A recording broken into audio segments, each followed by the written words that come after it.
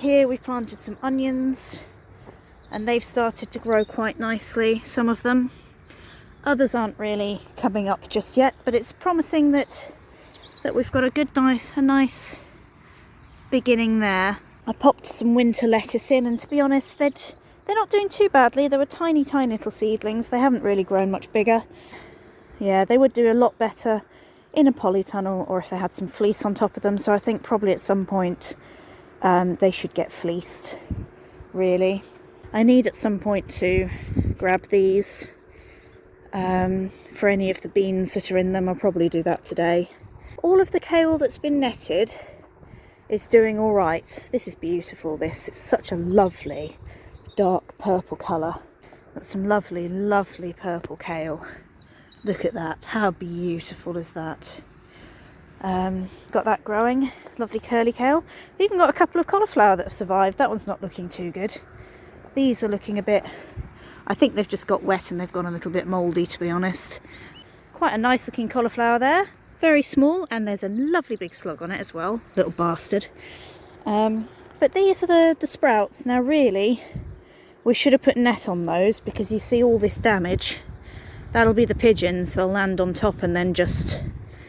You can see pigeon poo all over as well. But we've actually done not too badly for sprouts. We'll definitely do those again next year. I think that one, to be honest, is ready to harvest. So we should probably take that away with us today. Again, we're not doing too badly. I mean, look at that. We're really not doing too badly. So in a week's time, come Christmas, that'll be Christmas dinner, that will. This lot is going to eventually end up being our windbreak fence along this side. But that's probably now a spring project, to be fair. That is growing beautifully. That's just normal garlic. And that's coming through nicely. So come the spring, we'll be able to interplant baby plants in amongst this. And then probably a month on, when they're starting to get nice and big, we'll harvest that garlic. And we've got...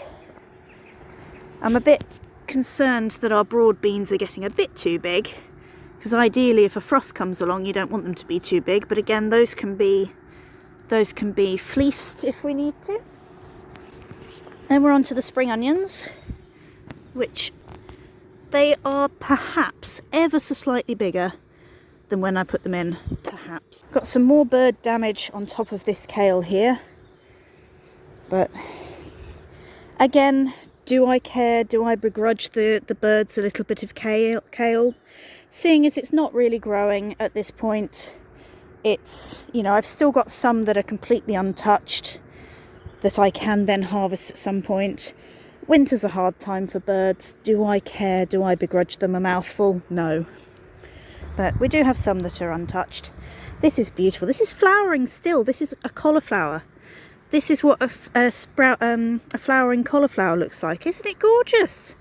It's got that lovely yellow brassica flower to it. But in the depths of cold and whatever, this beautiful stuff is flowering away. It's lovely. This bit we don't talk about. And this is the old potato bed, which doesn't really have anything in it, does it? No, we didn't put anything in there in the end. There's a few leeks right down the bottom that started to flower, so I let them get on with it. They have done absolutely nothing since the last time we came here.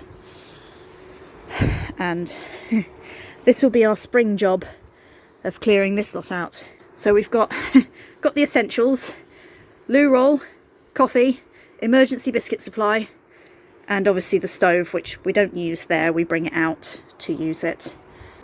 There are still things that are actively growing, and I think definitely we'll do sprouts again next year. I need to clear these and get the beans out of that, because otherwise they won't do so well. Let him get on with the weeding, and I'm going to wander down to the wood chip pile. I'm here at the wood chip pile. A little while ago there was a bit of a calamity happened with the wood chip pile. The guy who actually brings the wood chip in comes in with a massive tractor and trailer to deliver it all, and on his way in he just managed to catch the gate post and drag the whole gate with him. So there's a bit of a panic while they put the gate post in a slightly different place, and that was a bit fun because the whole gate was lying on the floor, and it's this big metal gate as well. He said he barely felt it as he came past, because of course he's in this massive tractor. Anyway, so that was fun. But of course I've been mining this pile for my free compost. And I didn't know that once a year what they do is they scoop out all of the stuff at the front. All of the new wood chip is put at the front, and then when people come and take wood chip, they take it from the front. So all of the stuff at the back gets to rot down quite nicely. Well, you may be able to see that they've sort of scooped all of the stuff from the front and piled it on the back. So now my lovely coal face that I've been working on, was looking forward to working on again in the spring, is no longer there. So that's fine. So essentially what that means is that this is a communal area. I've been using it as a communal compost bin, and all they've done for me is turn my compost for me. So come the spring, before the bindweed starts growing in earnest, I need to come down here and forge myself a new path to the back and start sieving and collecting the compost for the year. So that's going to be a yearly job for me. Other than that, it's actually quite nice that they've turned it, to be fair. I'm not going to be working it, I'm not going to be mining it just now in the winter anyway, because it's a pain in the bum sieving damp soil. So they've actually done me a bit of a favour, to be fair. And it lets me off the hook. It means that I don't have to come out here in the cold and mine myself some black gold.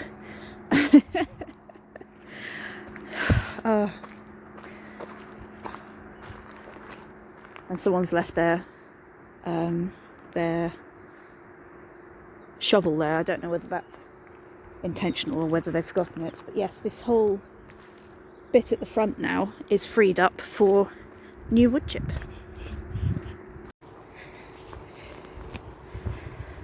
Jake's just seen me filming at the wood chip pile. Who was that? Jake. Oh. He says Merry Christmas. Hey.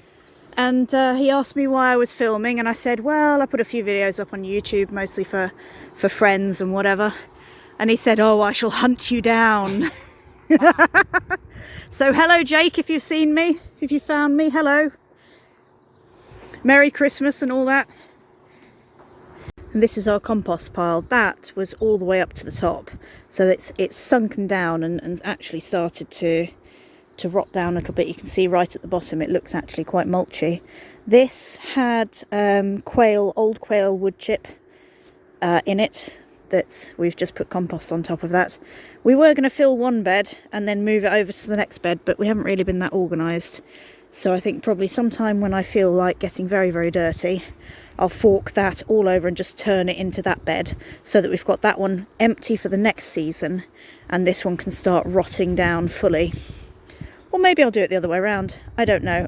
I will at some point put one of them into the other, or vice versa, just to get it all mulching down quite nicely. But actually I'm quite impressed at how much compost material we have got out of just this one plot. Being the first year, of course, we've had a lot of weeds to contend with, probably more than we would ongoing. So a lot of that will be weeds and things like that, but I'm actually quite surprised. So really, for an allotment that size, we have definitely needed compost bins this big in order to deal with it. So hats off to Jake, who told us at the time, you need a big compost, because initially we just had that little compost bin there. Well, that wasn't going to do anything for us really. So definitely, if you're going to start an allotment, people will come and give you advice. Do listen to them. They've been doing it a hell of a lot longer than you have. Oh.